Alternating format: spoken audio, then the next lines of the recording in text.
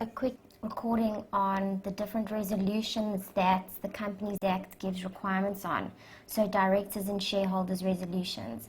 I find that a lot of you struggle with understanding when it's a directors, when it's a shareholders, what and how they go about making those decisions. So I just actually want to summarize it here, clear it up, and then you guys will be a lot more comfortable when it comes to a requirement that has a director or shareholder resolution that needs to be passed.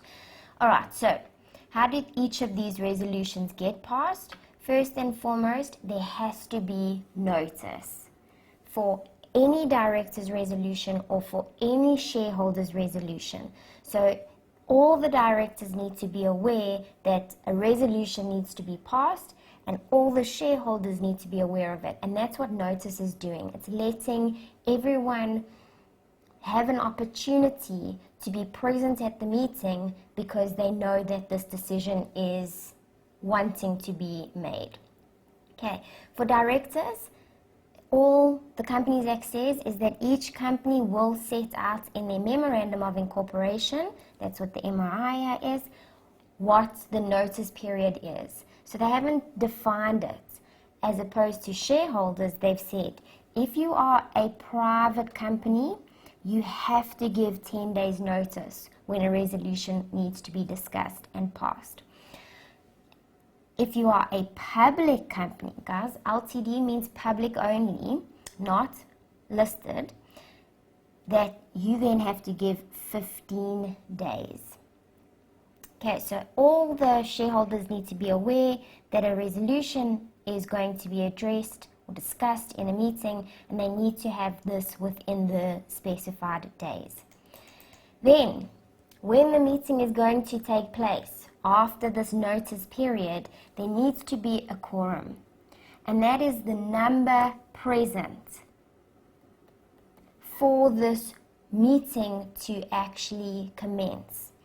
For directors, the majority of the directors, the majority of the board need to be present for any meeting to commence. Okay?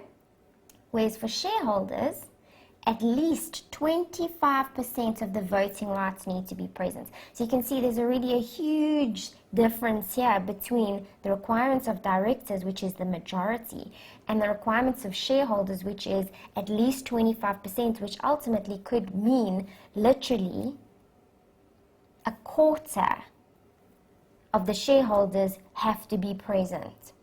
But because that 25% is so minimal, and potentially one shareholder has 25%, and therefore they can go ahead and commence a meeting, the Companies Act has put an additional requirement in, and they've said if there are more than 2 shareholders, then at least 3 people have to be present in addition to this 25% shareholding. So if one shareholder does have 25%, they cannot commence a meeting unless there are 2 more people present because of this additional person's quorum. And then, once that has been met, so now there are enough people present for directors' meetings and for shareholders' meetings for that meeting to commence, then they need to have the specific number voting in favor for the resolution to be passed. So for any director's resolution, the majority present need to vote in favor. So the majority of directors were at the meeting, that's why there was a quorum. Now, the majority of those there need to vote in favor for their resolution to be passed. For shareholders, shareholders have 2 different types of resolutions. And the reason why they've done this is because certain decisions, they just need a majority to be comfortable with. But for more intense, more strict decisions that are going to really affect the business, they want a whole heap more of the shareholders to vote in favor of that. And so, the Companies Act has gone through all the different decisions that shareholders are going to make, and they've said, this decision, I'm happy if just the majority votes in favor. This decision, this is a little bit more complex. Let's give it a higher number of shareholders who should vote in favor. And so shareholders can pass two decisions, an ordinary resolution or a special resolution. An ordinary resolution, very similar to the authorization of a director's resolution, where it is more than 50% of the voting rights present need to vote in favor. So ultimately what they're saying here is a majority. So very similar to your directors here, which requires a majority present need to vote in favor. For an ordinary resolution, the majority, more than 50% of the voting rights present need to vote in favor. And again, just like with your directors, it's the majority present, so the majority of the directors that are there at the meeting, which is obviously in line or meets the quorum requirements. Here, it's the majority, more than 50% of the voting rights present. So whatever number they had here that met those two requirements for the quorum, whatever they've got at the meeting, more than 50% of those need to vote in favor for an ordinary resolution. Whereas a special resolution, a more strict requirement, is that 75% or more of the voting rights present need to vote in favor. So here, at least 3/4 of the voting rights present. So again, whatever the number over here was, the quorum was at least 25% and 3 people. But if they had 50% there, that's now the number present. Only 75% of those need to vote in favor for the special resolution. Alright, so let's do a quick little example so that we can understand the implications.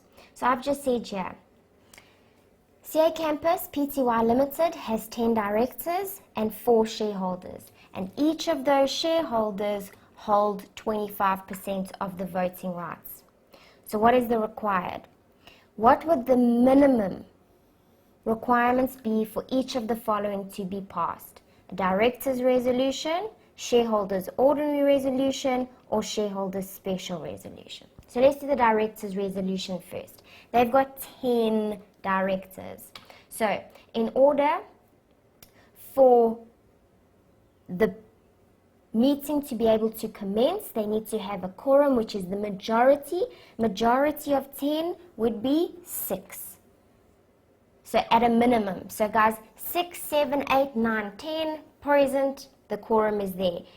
From 5 below, the quorum is not there because it's not a majority. But now, we need to work with the number present when we get to our decision. So, 6 need to be present, and then in order for the vote, whatever the resolution is they want, the majority of those present need to vote in favor. So majority of 6, once again the minimum because we've asked for that, would be 4. So 4 directors in total need to vote for this decision and it will be passed. Look at that, 4 is not a majority of 10, but we're working off the first tier, which is that quorum of majority, and then this authorization works off who was there, not the total. So we can see 4, 5, or 6 vote in favor, decision gets passed because it's the majority. From 3 below, it's not the majority, therefore the decision will not get passed. Okay, now let's look at the shareholders. Let's do an ordinary resolution. So they've got 4 shareholders. What I also want you to see here is that it is a Pty Limited, which means they would have to have given 10 days notice for whichever decision they're going to pass. For the directors, it's based on what's on the MOR, so nothing in this question gives us guidance there. So 10 days notice. Now, at least 25% of the voting rights present and 3 if there are more than 2 shareholders. So now, each of these shareholders hold 25%. So ultimately, one shareholder makes that 25% quorum requirement. But there's more than 2. There are 4 shareholders. So therefore, at a minimum, they would have to have 3 shareholders present. Why? Because one is going to give you that 25%, but because they have more than 2, they at least have to have 3. So I can see that if I have any 3 of them there, I will meet both those requirements because each of them have 25%. So ultimately, I'm going to have 75% of the voting rights present for this decision to start taking place because of the 2 requirements there.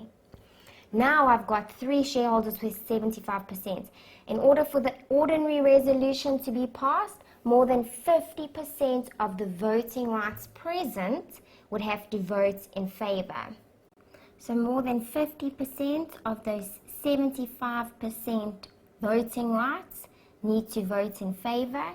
So ultimately, 2 of the shareholders will have to vote in favor because 50% of the 75% is 37.5%, and 2 therefore have to make up that 37.5%.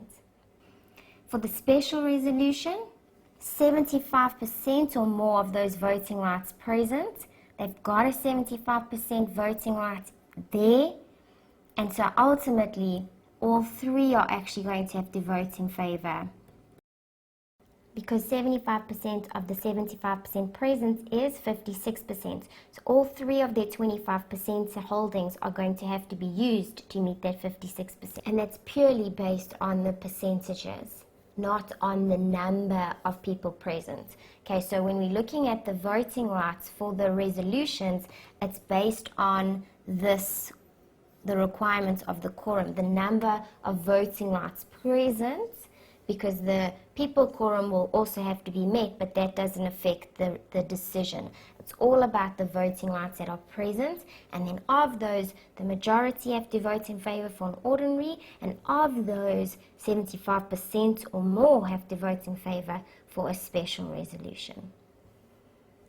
So where in the Companies Act can you find all this information? Well, everything with regards to your director's resolution is sitting in section 73, which deals with the notice, the quorum, and the resolution authorization.